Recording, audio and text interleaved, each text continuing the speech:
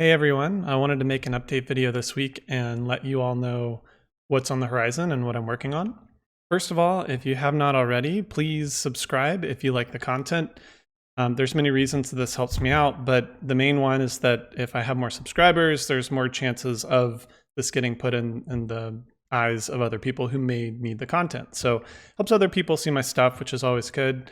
If you like any of the videos, like if you literally just click the like button, it lets me know that that content is something that you all want. So for example, if I see a lot of people liking a particle video, I think right now one of my old particle videos, this one right here is one of my highest liked videos. So that's part of why I did a VFX graph update in Unity. So anyways, if there's any particular videos that you like, please just hit the like button so that I know that that's content that I could make more on, because I know that you all want that. So make sure that you do that if there's any topics or whatever that you like, and leave a comment. I have notifications on so I can always see that. Currently, I am caught up on content that I've made ahead of time and on a release schedule. So right now I'm working on my next tutorials and series. And just to let you all know kind of what's on the horizon, it was mentioned earlier that there was some interest in a turn-based RPG type of system and how I would recommend putting that together. So I'm taking a crack at it. I'm a fan of some of the older Final Fantasy games, and a lot of those were based on turn-based systems, but kind of like a hybrid. So like a they call it ATB battle system. So I'm especially thinking about like the old Final Fantasy IV or Final Fantasy VI, and I wanted to just see if I could recreate a similar system. So I've been making some progress on that, and my goal is that by the end, when I finish out the system, I want to release a longer tutorial series on how to put this together, and not just a like, here's how you do this and it's done, but more moving from beginner to intermediate kind of concepts and really progressing beyond the beginner videos that I have. So I want to use it as an opportunity to advance some of the things that I've taught in previous videos, but also by the end we'll build a turn-based combat system. So just to show you what I have so far, just so you can see, I'm not done with it yet. You're going to hear some music over there. So you can see I have some bars that are moving up, like this would be the ATB gauge, and right now they're all the same speed. A few things here, if I hit the play button multiple times, you'll see that I have random battles working. So I have different groupings of enemies and loading that from data. Another thing that I'm doing is I'm pulling in enemy encounters and defining enemies as data objects and then spawning them in that way. So rather than presetting a scene and just dropping in prefabs, which, like we could do that very easily. The harder thing to do is to define what an enemy is inside of data and then load it into a generic prefab. So if I look inside of my scene here, spawner, enemy spawner, you can see like all of these are enemies, but I'm spawning them based off of like a enemy data down here. So like what is a boar and giving it health and whatnot. So it's working. I just haven't customized any of the content. Not too concerned about that yet. You can see party members are spawned in and whatnot. Also, if you look inside of my data over here, I'm also defining some encounters as like what is an encounter and what's inside of it. So we have like a shrooms battle and a wild boys and a boring encounter, to be a little bit cheesy, but putting in some basic systems on where they're spawning in and what type of enemy is spawning in and whatnot to let a designer customize that. Later on, I'm actually considering going more into like a tools development and how we can make this look a little bit nicer. But, at its basic level, this is enough that the designer can do their job, but maybe we could make that nicer. You'll also notice you can define the music, you can define the background, for example. Like we could make different environments for a type of encounter. We could have like a canyon background or whatever, and all this stuff is spawning in. You can see like if I exit out, this is a more or less empty scene with the party placement, but then a spawn area for enemies. So just doing that all through code I think is a challenge, and I kind of wanted to walk you all through that. Another thing is I'm using free assets here. This is all from Open Game Art, and you can grab these assets online. My eventual goal with this is I eventually want to turn this into my own prototype for a game, but I want to get this far enough along that I can do the tutorial series and walk you through the basics. And then if I build it right, then it'll be modular enough that I could turn this into my own project. And that's kind of my personal goal with this, is that I build this in a way that I could expand on this later. And hopefully for all of you, like if you build it this way, then you can turn this into whatever game you want, if we're doing this right.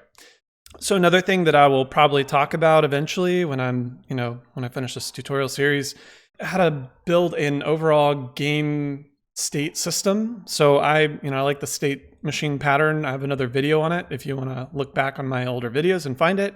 One thing that helps with this kind of game where the game logic changes depending on what point in the game you are. So like selecting an ability, playing, executing the ability, enemy taking a turn, pausing, selecting an enemy, like all these things are different states, and we want the game to behave a certain way, and we don't want to put that in a big like if block or something. So one thing that I'll show you how to do is, let me see here, inside of our encounter state, because eventually we may want like an exploration or just individual levels.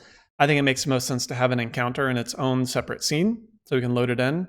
But inside of our encounter state, we could define what the different states of the encounter would be. So, I'll even walk you through some of my pre-production process on this too, but just know that eventually I settled on this.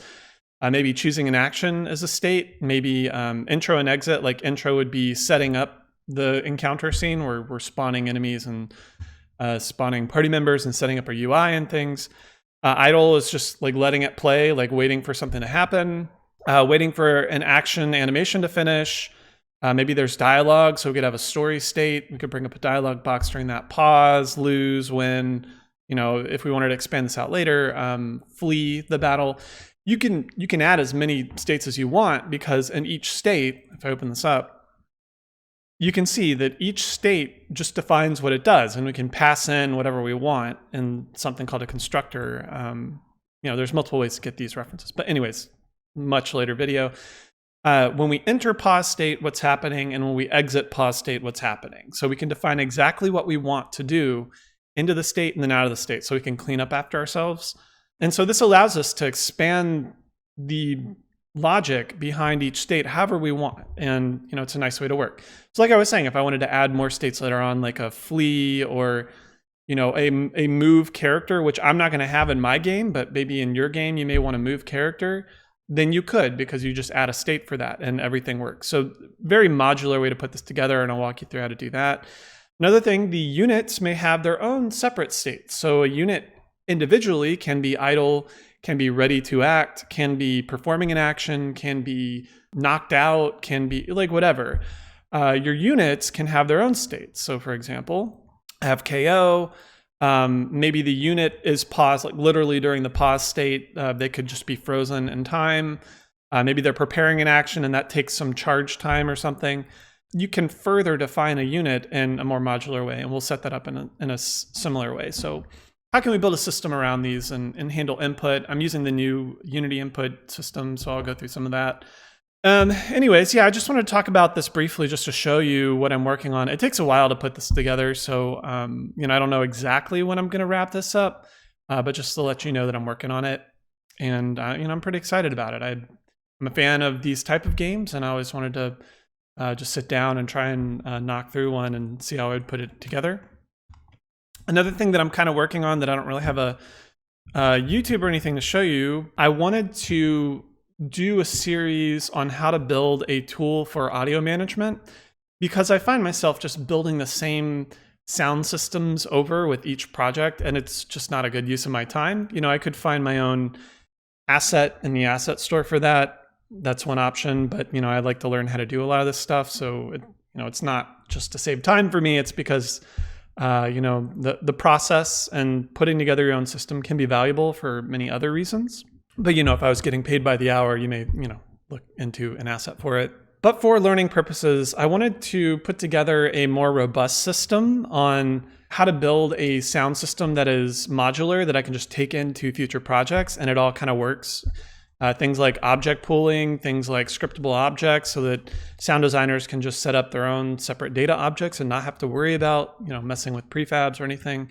And then how we could do that system to work with what's inside of Unity itself. And the reason I'm bringing this up is because I want to base it off of some smaller things that I've done before. If you check my GitHub, you'll see AC Dev Tools if you search for that. I have a system already put together that kind of does this, like does music fading and things, but I really wanted to expand on that and maybe go into some editor tool building and scripting to further define that and make it a little bit nicer. So that's another project that I have on my mind that I may end up finishing before the RPG project. I'm not really sure yet. So yeah, that's what I have going on. So again, my page is going to look different than yours, but subscribe if you like the content. It helps other people see it. If there's any particular videos you want to see more of, or any topics you want to see more of, just find those videos, leave me a comment, like the video, and that way I kind of have a decent idea of what sort of things people are liking more than others. I think the version control series is valuable. I've gotten a lot of good feedback on that. Particles are just very visual and fun, and there's a lot of flexibility with their new system, which is pretty exciting and things. So anyways, that's all I have. Just wanted to give you all an update, and I will, hope to see you soon with some new content.